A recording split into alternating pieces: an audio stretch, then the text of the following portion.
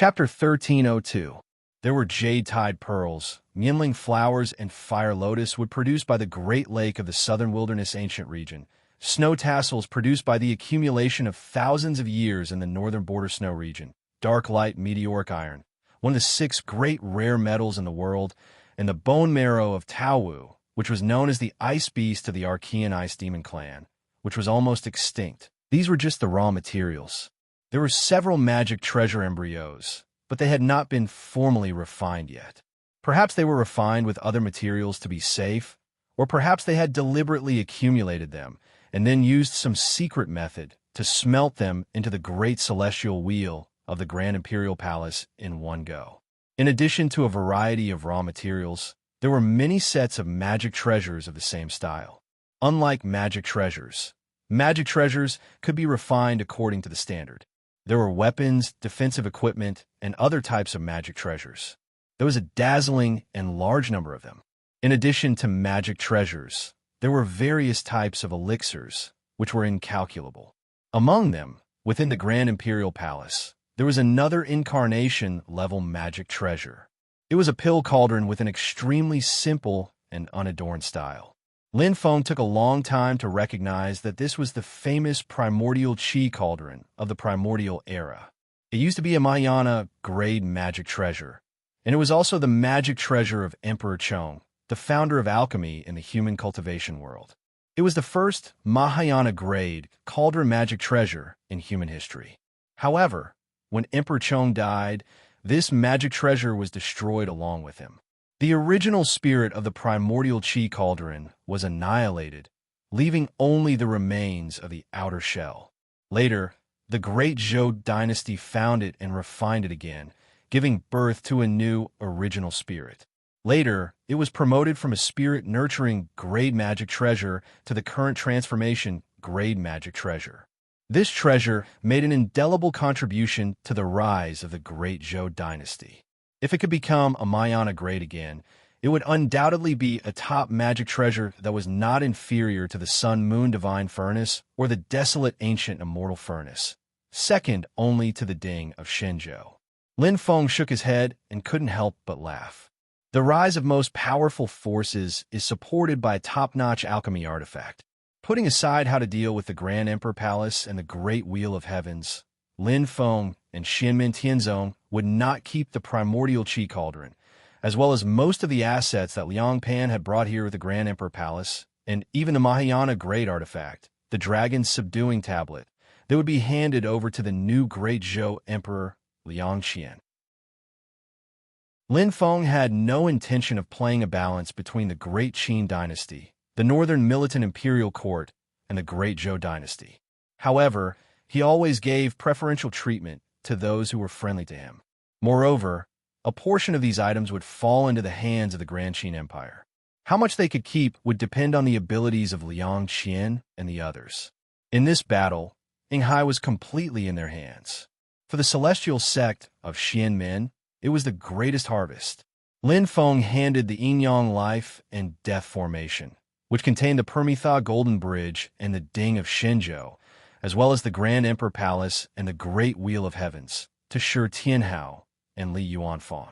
He ordered them to bring it back to Yujing Mountain and slowly refine it. Yu Hongyan would first head to Snowgale Country, and after a short stay, he would return to Yujing Mountain. Lin Feng's 3 clones lived on 3 immortal mountains, and then disappeared into the Yin-Yang Sea with the immortal mountains.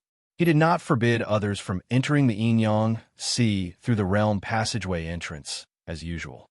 However, there were not many people who dared to swagger in now. Anyone who wanted to enter the Yin-Yang Sea had to first consider Lin Feng's thoughts. Otherwise, apart from a handful of existences in the world, most people would probably be able to enter but not be able to leave. Lin Feng's main body still remained on Jade Capital Mountain, comprehending his Tao techniques while trying to figure out and research Liang Pan's supreme, ruling divine light. Some of the great Zhou cultivators who left Tianjing City with Liang Pan, Zhu Hanwu, and the others were released, while others were punished for their past actions. Among them, there was a rather special force that slightly piqued Lin Feng's interest. It was once one of the four great families of the Great Qin dynasty, but it later joined the Lei family under the Great Zhou dynasty. After being ruled by the Great Zhou dynasty, the Great Zhou dynasty treated the Lei family very well. The Lei family's patriarch, Lei Lai, broke through a bottleneck that had lasted for many years and successfully refined his spirit to return to the void. This was closely related to the Great Zhou dynasty. Apart from all sorts of resources, the Lei clan had also obtained the top-notch Great Chaotic Interior True Lightning Tao scripture from the Great Zhou dynasty. As for the Lei family's most outstanding youth, Lei Jie, he had also become a rising star that the Great Zhou Empire focused on grooming. Other than the Great Chaotic Interior Realm True Thunder Tao scripture, he had also received the opportunity to cultivate other Tao techniques. Lei Jie possessed the 9-Qi True Lightning Body, one of the strongest lightning attribute physiques. His talent was astonishing, and he was famous throughout the entire Divine Land. He was one of the few geniuses of the new generation that was not completely overshadowed by Xianmin Tianzong and the young talents of Taishu Temple. However, if it was because of him and Lei Lai that the Great Zhou dynasty's Liang Pan and Zhu Hongwu would look at them differently, it was not to this extent. As far as Lin Feng knew, Lei Lai, Lei Jie, and the Lei family had been moved to Tianjing City by Liang Pan when Zhu Yi first spread the news that he was going to the Great Zhou dynasty's Tianjing City. After that, Liang Pan and the Grand Imperial Palace left Tianjing City, but they did not forget to bring them along. They were so valued that they surpassed many members of the Great Zhou dynasty's royal family. The Lei family, Lei Jie, and Xianmin Tianzong also had some entanglements with each other. The second-generation head disciple of the Xianmin Tianzong lineage, Xiaoyin Fun Tianya, Tang Jun, was the biological brother of Lei Jie from the same father and mother. It was just that one followed his father's surname, while the other followed his mother's surname. However, the relationship between these two brothers from the same mother was not harmonious. It could even be said that they had a deep hatred for each other. All of this originated from Tang Jun and Lei Jie's father, Tang Wenhua. Tang Wenhua had married into the Lei family, but then disappeared after stealing a secret treasure from the Lei family. In Lei Jie's eyes, the only blemish in his perfect life was this son-in-law who ran away with his family. Tang Jun's existence seemed to constantly remind him of this. After that, the originally mediocre Tang Jun suddenly rose in power and caused the Lei family to hunt him down. Their methods were extremely cruel. There was even an order that if they could not capture him alive, they could bring his corpse back. In a short period of time, Lei Jie showed a state that he had never shown before or since. He was almost out of control and went to hunt Tang Jun personally. He did not even have the intention of capturing Tang Jun alive. He had the intention of directly killing Tang Jun and forcing Tang Jun to narrowly escape. This hunt only ended when Tang Jun fled west and became a disciple of Xianmin Tianzong. When Xianmin Tianzong held the Kunlun Mountain Dharma Assembly for the third opening ceremony, the Lei family participated along with the Great Zhou dynasty. Lei Lai personally met Lin Feng and wanted to take Tang Jun back. However, Lin Feng refused. In these years, the Lei family was also anxious. They were afraid that Xianmin Tianzong would stand up for Tang Jun. However, after that, whether it was Xianmin Tianzong or Tang Jun himself, they did not seem to have the heart to pursue the past. However, Lei Lai and the Lei family could not relax. Compared to Lin Feng's usual behavior, it was clear that he was waiting for Tang Jun to grow up in the future and personally settle the past grudges.